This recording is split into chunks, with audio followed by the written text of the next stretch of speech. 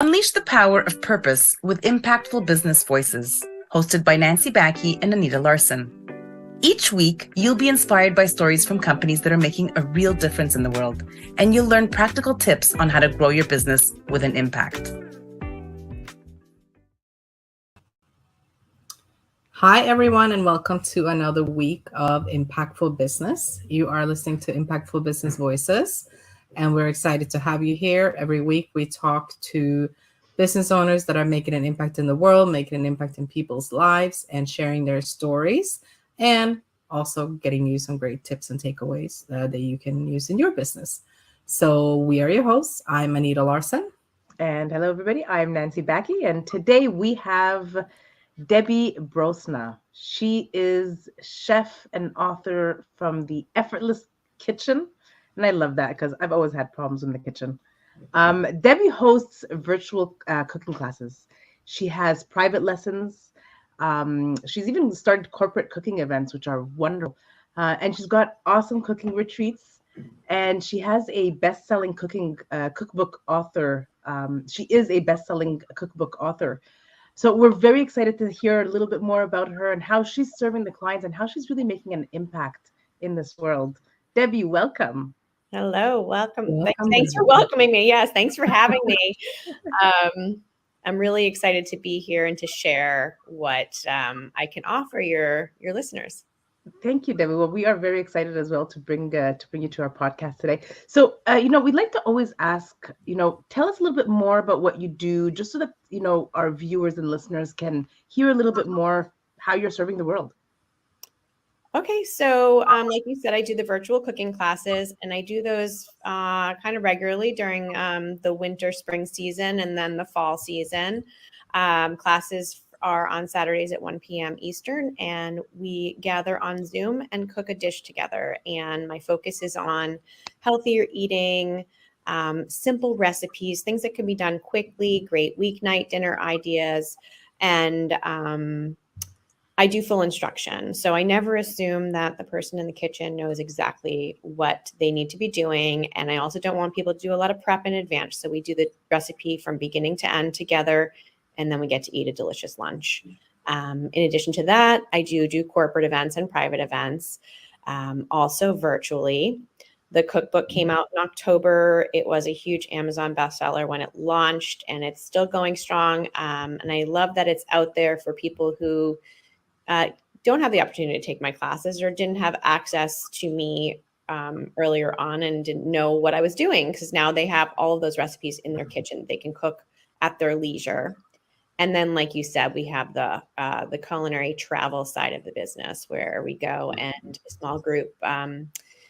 It's more of a dining, excursion, cooking classes, and trips based upon the region and the regional food that they offer. That's amazing. And congratulations on the success of your cookbook, by the way. Thank you. So how did you get here? Like, what's your story? Like, what led you to do this and launch all these different things that you currently have in place? It's a great question. I have been wanting to have a food-related business since I was 17. Wow. And I've been obsessed with cooking and food and eating and dining out since then. But at the time, deciding on a major in college, I couldn't quite figure out what that would be and look like outside of what you would normally think of as like restaurant chef or maybe nutritionist or something like that. I became a CPA out of college, totally different. And very different. Totally different. I learned a lot. It was a great background for like what I'm doing now in terms of building a business. But that cooking thing kept popping up, and I was a stay-at-home mom full-time for a while. Then I sold Stella and Dot jewelry, bags, and clothing. Another great intro into being an entrepreneur, even though it wasn't my own full business. I was able to run it the way I wanted. And I just got brave, and this whole thing of imposter syndrome was really rough for me. I was like, I'm not a trained chef. I am a home cook. I am a, passionate home cook. but I don't have the degree. So I always felt like, well, if I don't have the degree, then people will question me and the validity of my food and my recipes. So I just like one day I'm like, forget it. I'm like, I'm just going to go for it. And what's the worst that can happen? It doesn't work. And maybe I try something else. So I started as a personal chef in 2019. Because when it came down to it, all I wanted to do was really cook, and tested the waters, very quickly got hired by a number of clients and had a successful business. And then the pandemic happened. So I shut that down because I was cooking in clients' homes. And this business was not a plan of mine to transition to virtual. It happened organically. There were people all over social media. What do I make for dinner? What are you making for dinner? All of those questions. I'm so bored with what I'm making. So I just put videos on Facebook of what I was making for dinner, and people got excited. And then they were like, oh, show me more, tell me more. And from that, it really transitioned into a virtual cooking class business. And I never would have planned to put myself on camera because I'm on the introverted side. And it works for me because I can talk, you can hear, I could talk all day about food, and the food education is really important. And it turns out after watching back my first class, which I was like nail biter, like I hate listening to your voice. How was it? I like stumbled. I wasn't perfect. All of those things. I was like, that was actually really good and really informational for people who need that.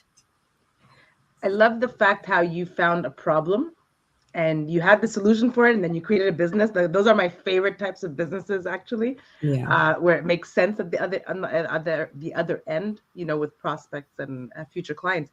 With our podcast being, impactful business voices, I want to bring that out because you do make an impact in many different ways. What positive impact do you have with the clients that you work with in any of the different departments or so that you have?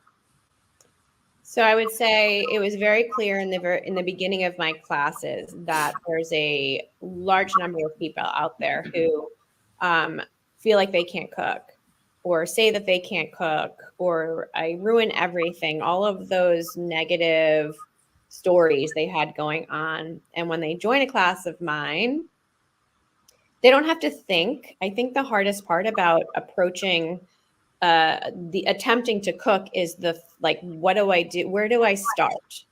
So I do it all for you. Here's your recipe. Go get your ingredients. Meet me on Zoom at this time. Have your ingredients out. We will walk through every single thing together. And so they don't even realize they're cooking. In the end, they have this delicious dish in front of them. They feel extremely successful. There's kitchen confidence where they then go, and whether they take another class with me, or they start finding new recipes, or they just cook that one dish over and over again, they are set in terms of like making that choice to cook for themselves versus order out, go get something prepared. And it's better overall for not only for their confidence, but for their health, for their wallet, for so many things. So it kind of like it spirals once they get over that negative talk. And I think, it's changing the world as well. Over the pandemic, a lot of people sat home and watched TV for a year, 2 years, right? We gained a lot of weight. We ate the chips. We ate that. So you bringing in this, it did bring also a lot of, spending family time, but it did show people when all the restaurants were closed for a year, well, almost 2 years here in Montreal, where do we go? We have no choice but to eat. And what do we eat? Right. So I love what you brought. I personally think it's an extreme need that we have. What type of clients do you see the most? Like, who do you have the most success with? I think most of my clients are ones that enjoy cooking, but maybe are in a food rut. Like they're a little bit bored with what they're making. They want new ideas. They come to me. They're kind of moderate skill level. They're not super chefs. They're not like new in the kitchen. They do learn things though from coming to my classes. Like just as I'll go to a cooking class and pick up something new, even though I've been cooking forever, you're never a full expert. You can always have room for learning. So I do have a lot of people who come who are looking for inspiration. And then I still do have the people who come who are like, oh, my friend signed me up because they said I need help. I'm so afraid to come to your class. And I'm like, there's nothing to be afraid of. I never ask any question you want in class. There's never a stupid question. If you have that question, someone else has that question. So it runs the gamut. But I would say overall, probably the person who kind of likes to cook, but they have their 5 things they make. I like that because, there's a lot of people that are going to be like, you want me to come and cook on Zoom? Like they're really, really uncomfortable in doing that. And I love the fact that there's no stupid question because it's one of my favorite saying that I say with businesses and clients. There is no stupid, just ask away. That's where we learn. That's where we grow. Do you teach all levels? I do teach all levels and it's all in one class. So I don't have a master class and then a beginner class. It's all in one class and I teach to the lowest level basically, or if we're chopping and someone's taking longer, we'll wait for that person. It's okay. And then it becomes more of a connection time where we'll be chatting while somebody's catching up. Well, I know that I could probably use one of your classes because I'm definitely in that group of people you're talking about. But I'm really curious about the retreats. So tell us more about the retreats. How does that work? What do people get out of the retreats? That sounds fun and exciting. Yes. So the retreats started because I love to travel and I love to go to an area and just kind of get myself lost in their little food shops and the food 100% there with culture, right? I don't want to go to the big places or the touristy places. I want to go to the real authentic places. And I thought, well, if I like that, there's got to be other people who like that. And wouldn't it be fun to go as a small group, all kind of like-minded foodie people who are interested in that and experience it together? Because that conversation around the table is what I love when I get together with friends who are really into food. And so I was like, wouldn't it be great to do that internationally? And I did the first one domestically last March in Napa. And my first international was in November in Abruzzo, Italy. And there were a group of 16 of us. And we had a 6-night all-inclusive trip besides airfare where we were staying together in the same palazzo.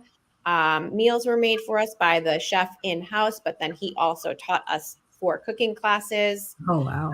And it was all regional food and everything was, as you know, if you've traveled to Italy or Europe, everything's very super, super fresh and not a lot of complicated ingredients, right? And it was just from the first bite of the first meal we had there, I knew we were in the right place.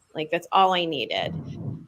We did food excursions. We did an olive oil factory tour, cheese factory tour. We explored a little town near us, a bell foundry, which was very cool and unrelated to food, but extremely interesting. And what happened probably the second night is exactly what I was hoping would happen, was those connections were being made and people were just having conversations around the excursions and the food we've been eating and what you do at home and how you're going to change things that you do at home. So I built it for personal reasons, because I was like, I want to do this. Let's see if it happens. And then it worked. Yeah. It was the benefits were greater than what I could ever have imagined. The lifelong connections people made. And not everybody was like, oh, I don't think I want to go on a group trip. I don't want to go and travel with people I don't know. But it's such a small group and it's so focused on what we're doing while we're there that it didn't feel like, that tour group with the flag or the umbrella, everybody follow me on the big tour bus. It wasn't like that. It was very intimate. And I even had a number of solo female travelers who would not have traveled on their own, or people who had never traveled to Europe before taking their first trip because they were curious about what I was doing, and they liked the sound of, let's go and eat and explore. That's amazing. Mm-hmm. I love that. And when's your next one coming up? July 2nd. We're actually going to the same location, doing similar, more seasonal things. So we're actually going to add in a truffle hunt. We are going to add in a half beach day because it's going to be summertime. And I cannot wait. It's going to be, I can only hope it's as good as the last one, but I can't see how it won't be. Different group of people. I have a few spots left. It's almost sold out, but I do have a few spots left. So I am eagerly anticipating July, even though it's only March. I can imagine. Yeah, so we'll put your link up there because I mean our viewers, I mean hopefully if they'll listen to it in this month in April or May, they'll have the time if you've got any spots left, and as well you will be featuring some of your next events in the next few months after that. I will. I'll probably have my next one up by the end of March, beginning of April. So yeah, they'll be able to see what else is coming. I mean, I can just imagine. I remember going to an Italian restaurant years ago, and they're like, these tomatoes come from Italy. When I tasted them, the rest just did not taste like a tomato anymore. So I could just imagine going to Italy and eating. It's really great, but it does ruin you for like food here, unfortunately. Like, yes.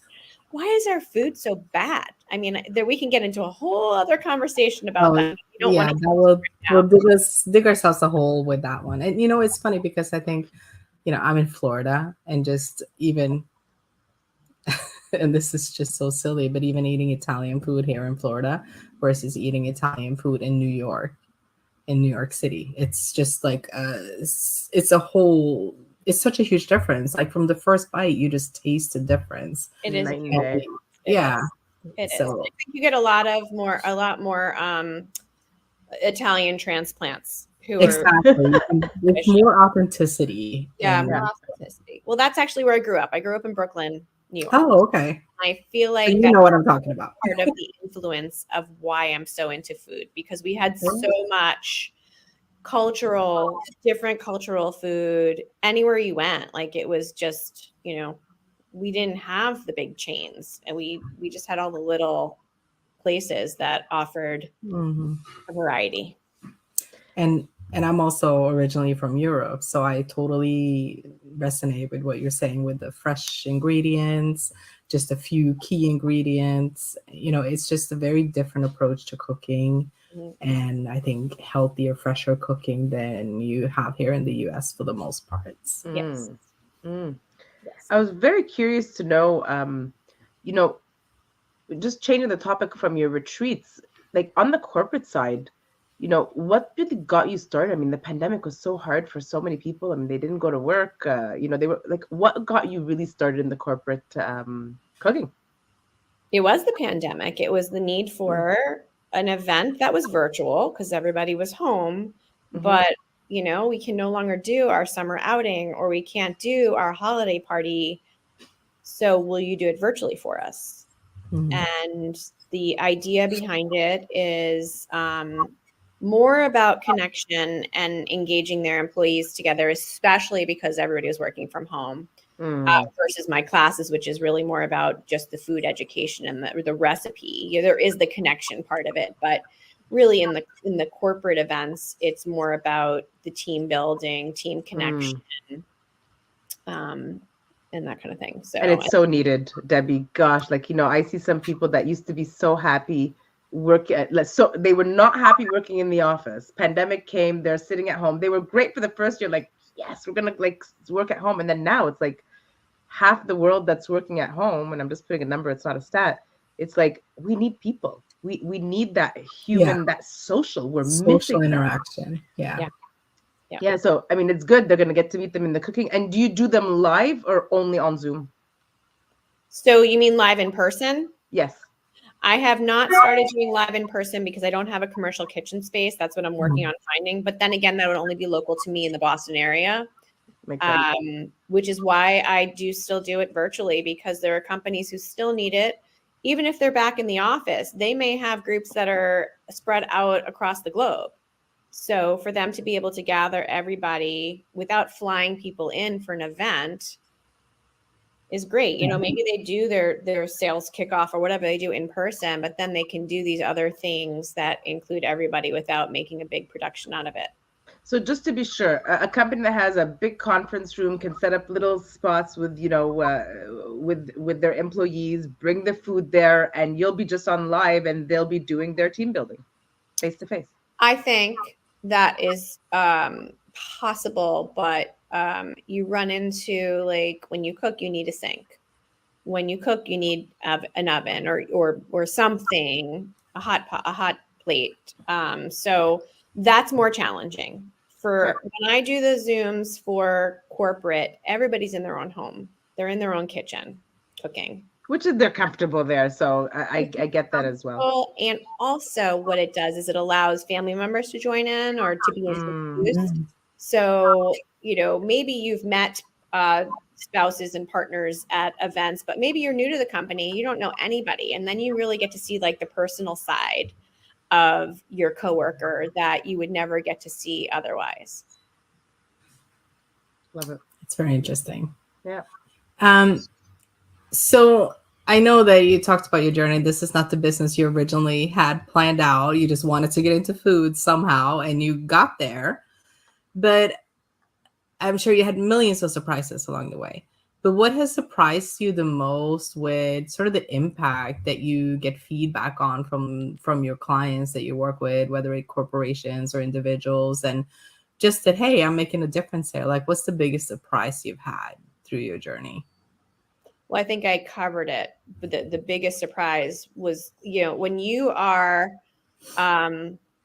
proficient at something, or you just kind of know how to do something, you take for granted that it comes easy to you. Yes. And I didn't realize how many people there are out there who aren't comfortable cooking. And I'm not talking about the person who doesn't like want to touch a recipe and they're so afraid, like not even that person, but like the number of people who are just hacking away at things in their kitchen without really knowing the safe way.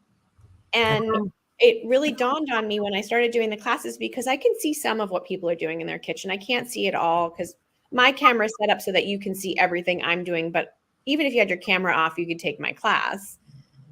But I realized that like people don't know how to chop an onion or dice an onion. They don't know how to prep garlic, and they don't know how to, like, a lot of vegetables are round, and the safe way to cut a round vegetable is to get a flat surface before you do anything.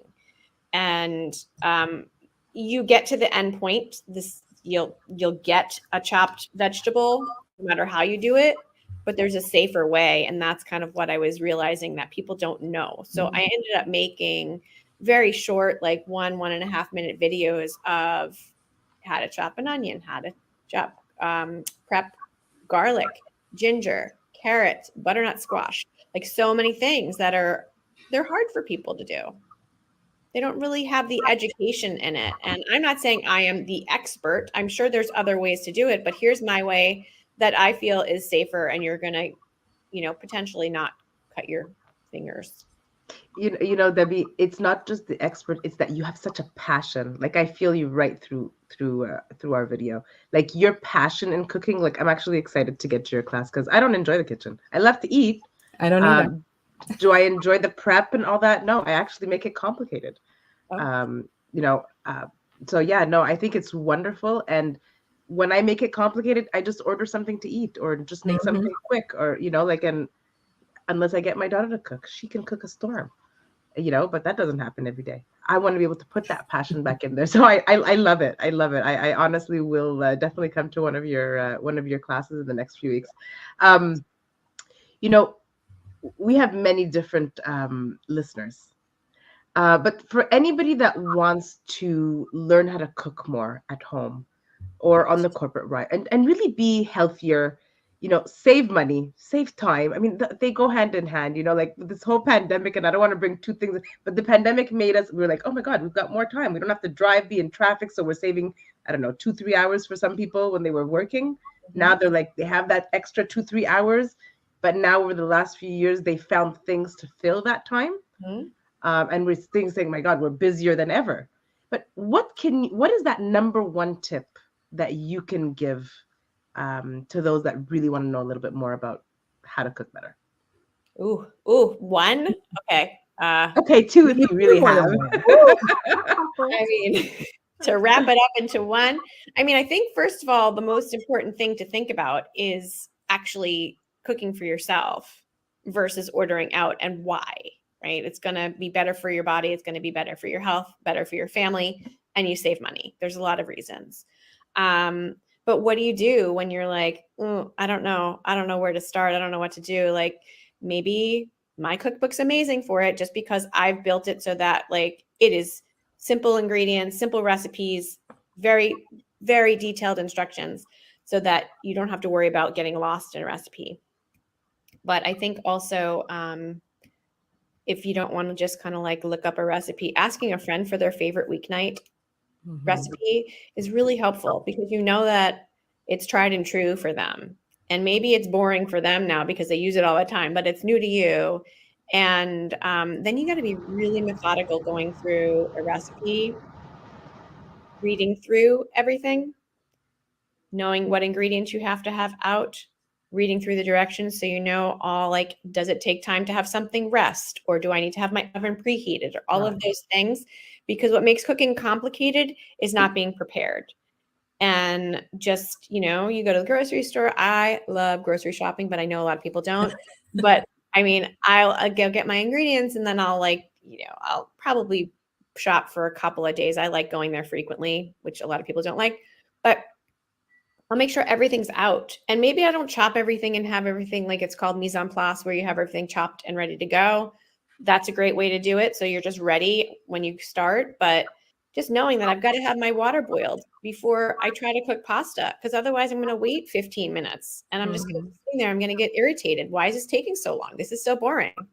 So it shouldn't be complicated. It shouldn't be frustrating. It should be, and the way to do that is to just be prepared and know what you have to do. I have a question, Debbie. What do you love to go to the grocery store a few times a week? I'm so sorry, but I have to ask because, I go once every 2 weeks, just get what I want. And I'll go once, every few days to go get, fresh this or fresh that I need. Yeah. What is it? Just share with the world.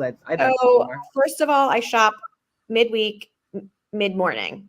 So I'm not in there with the crowd. Time of the day. I don't shop on the weekends. I have the luxury of doing that because I run my own business. Second, I don't go to the budget store because those stores are cramped and crowded.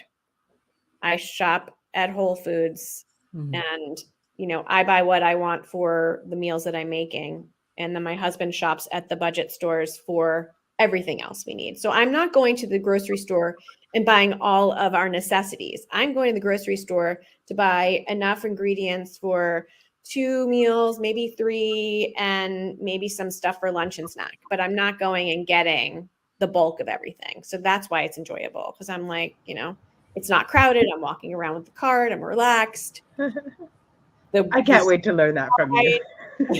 I guess, you're shopping for the business in a way. You're out there business shopping and getting ready for your classes and planning. And it's just it's part of what you do and you love what you do, right? Mm-hmm.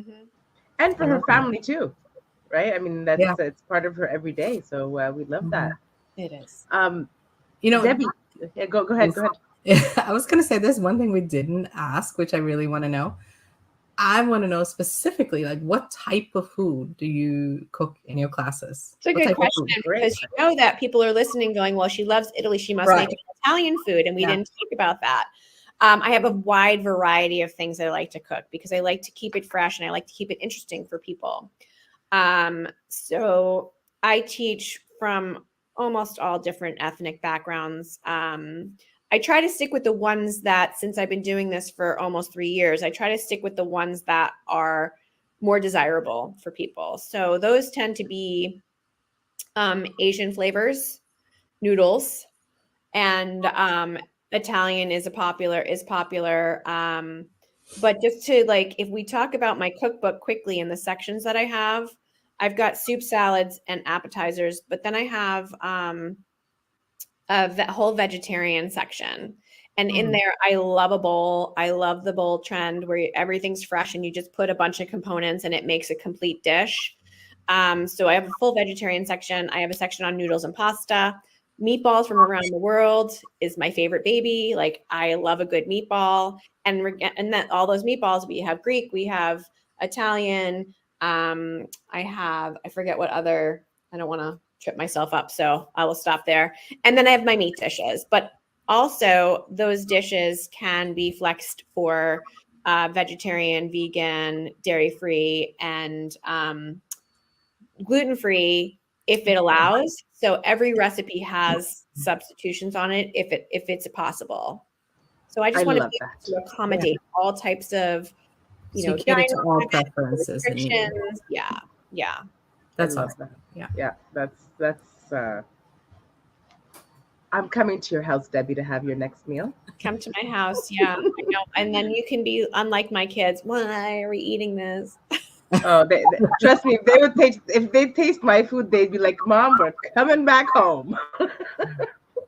I'm not that bad, but yeah, no, this is wonderful, Debbie. This was a really, really wonderful day spending with you today. Thank you so much for joining us today. And if our listeners want to reach you, where would be the best place for them to go and get more information? And be able to reach you, whether it's for your corporate, your to get your book, your cookbook, or to just get a regular private lesson or group lesson. So everything is on my website. It's theeffortlesskitchen.com, which I'm sure you'll have on the screen. The THE is really important in my business name. There are other effortless kitchens out there, so just remember that.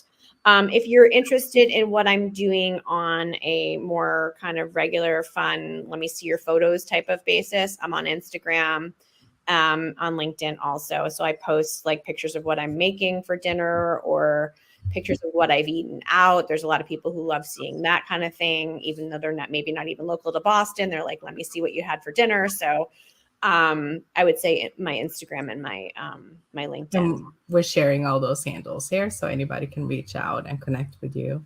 And I mean, I have to say, so we're spending all this time talking about food, and it all sounds amazing. And then my partner is in the kitchen cooking something, and I don't know what, and it smells so good. So now my stomach's growling because he's the cook in the house. I'm not. So yeah, now I'm starving. Thank you. This conversation made me hungry also. So I totally get it, Anita. I totally get it. Thank you, Debbie. Hopefully that will happen to all our listeners as well. That is the it's a hazard of hanging out with me. Right. You get hungry. If you're on my page, you're like, oh my God, stop making me drool. Like a lot of people, I need that now. I'm like, yeah, I do too. I feel the same way. Well, thank you for joining us, and everybody will find a copy of this recording also on our YouTube channel, Impactful Business Voices. And we will let you go, and we'll join you in a minute if you will give us a few minutes to wrap the show up. And thank you again for joining us. Thank you so much. Thanks, Debbie. So everybody, thank you. Listen, don't miss out on our future episodes. We'd love you to support us. Click on the subscribe button. We have one in YouTube, LinkedIn. I mean, we're pretty basically everywhere. Join us here next Tuesday. We're excited to bring our next guest. And if you are a business that is making an impact, please reach out to one of us. We can talk about a future episode that you guys can come on board. We do have a little bit of a waiting list, but we want to be able to feature you guys all. So until next week, go make an impact. Unleash the power of purpose with impactful business voices, hosted by Nancy Backey and Anita Larson. Each week, you'll be inspired by stories from companies that are making a real difference in the world, and you'll learn practical tips on how to grow your business with an impact.